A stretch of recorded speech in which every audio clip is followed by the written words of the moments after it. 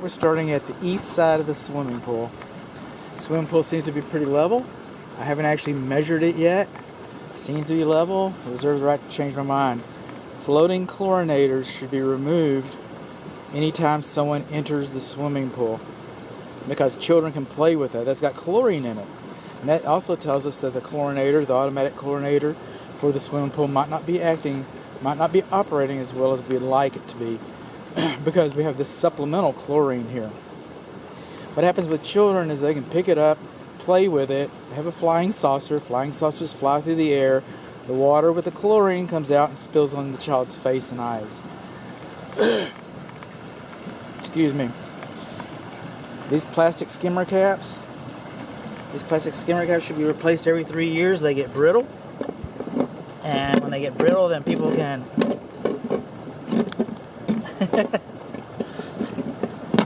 can step on them.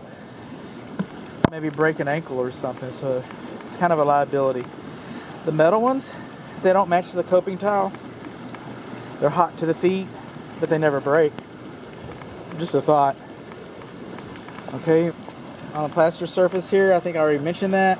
Maybe not, but we're getting some mottling. It's showing signs of its age. Signs of its age. The spa's working, the heater's working, the luminaries are working, the bubbles are working. This is all AstroTurf around the swimming pool, by the way. Diving boards, in my opinion, diving boards should be removed. I mean, maybe at my house, but not yours.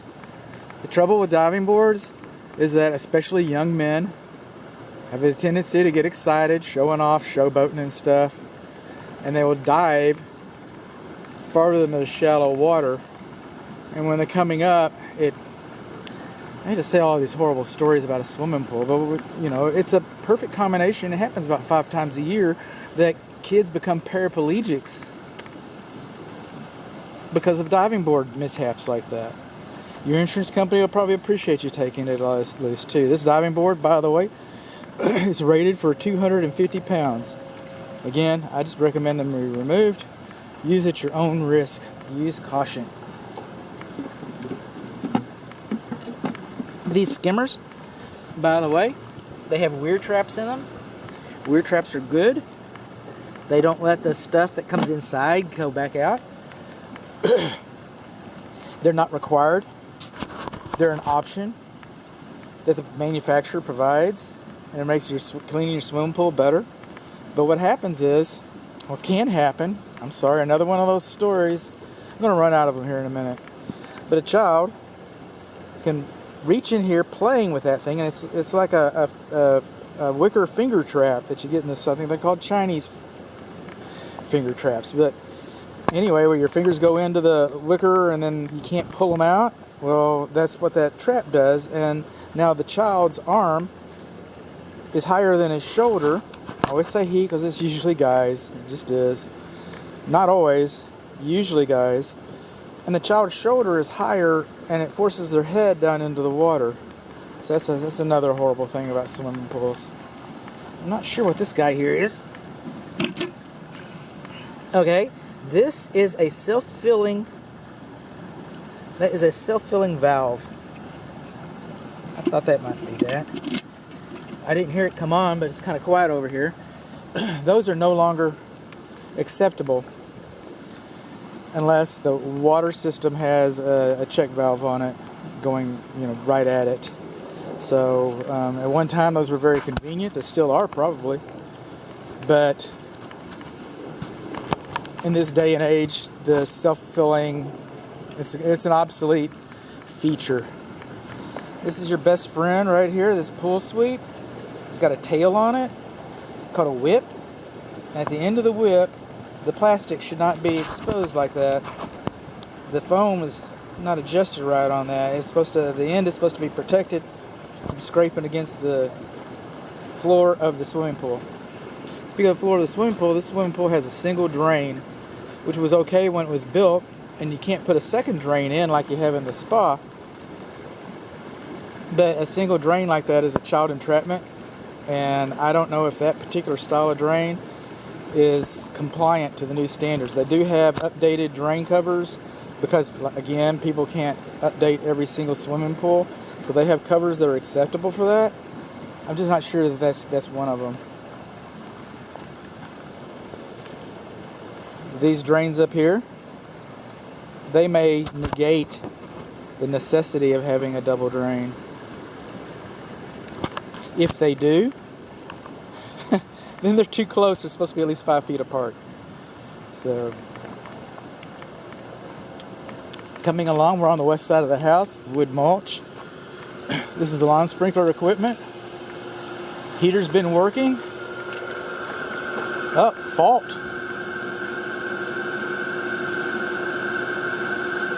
Went into fault. Check control. Well, it's not telling me anything.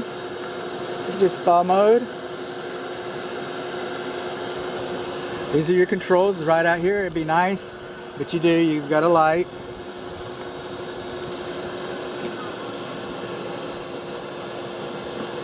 Heater went into fault. I'm just stopping it.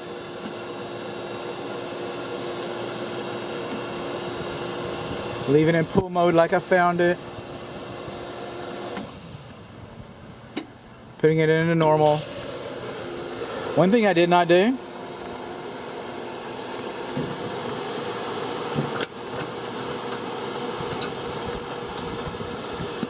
And there's your freeze control. Unlike the lawn sprinkler, this actually turns it on during a freeze. One thing I did not do is the water feature. See that right there? We've got a problem here. Okay, you know that's going to leak.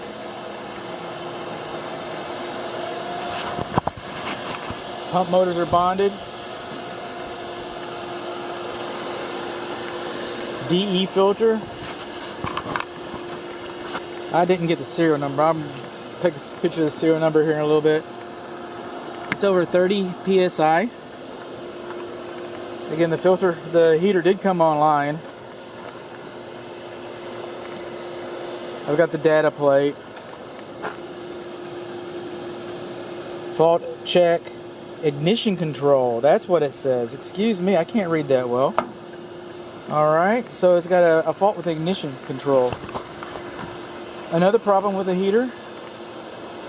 Another one is that there should be a sediment trap for the gas line going into the water heater. So we're going to have a sediment trap, and the ignition goes into fault. So the heater quits working. We've got a water leak at the middle pump right here. I said we do, don't we?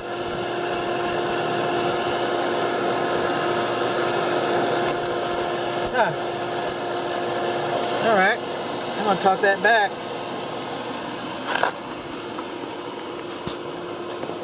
Got a little bit of corrosion right there. Coming along, this is your blower. Now this is the sub panel. This is the sub panel for the swimming pool equipment. We can see that it's not labeled properly. We can see that the wires will touch the sub panel when it comes in contact with it. And they're not supposed to be bent tighter than 7 inches. I'm having trouble finding that reference, so I'm kind of hesitant to use that. I'm sure that I'm right, I just can't prove it. So, coming along here, this is electric power supply. To what? The Malibu lights. See, this is for the swimming pool lights. This is supposed to be faceless. This is not supposed. This is a GFCI, by the way. I'm sorry. And this is not supposed to be used for anything but the swimming pool lights. It's dedicated to the swimming pool lights. They're running the Malibu lights, the landscaping lights, and they're also running this yellow cable right here that powers the dollhouse over here, which is beyond the scope of the inspection. But neither one of these should be used. In fact, this receptacle should be not a receptacle. This outlet should be faceless and dedicated solely to the swimming pool lights. The valves are labeled. Those are labeled nice. That's good.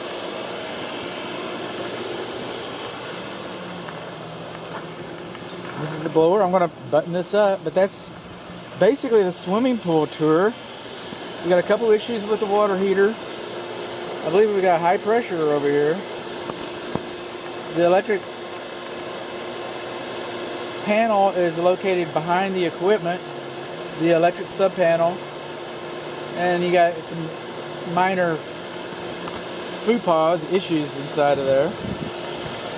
The waterfall valve is disconnected. Be careful of your skimmer traps. Be careful of the skimmer covers. Be careful of the automatic pool filler. Be careful of the diving board. And we'll learn more about that drain. And know that the swimming pool surface is not brand new. Swimming pool surface has a couple years on it. It's starting to mottle. This is as attractive as it's ever going to look. I'm not saying it needs to be refinished today or tomorrow, because it doesn't. It doesn't need to be refinished just instantly. But it's not brand new fresh either. Oh, there you go. And it looks like we got a crack in we got a couple cracks in the surface. And it looks like something, calcium's leaching from this one crack. Initially I thought that might be DE earth from the filter, but it actually looks like some cracks in the surface right there. Look at that. You might want to get a pool company to check this for leaks. That looks more like DE. That white stuff right in there. I don't hope the camera's catching what my eye is. Usually it catches more than my eye. In bright light it does anyway. So, let's see if I can zoom in on this.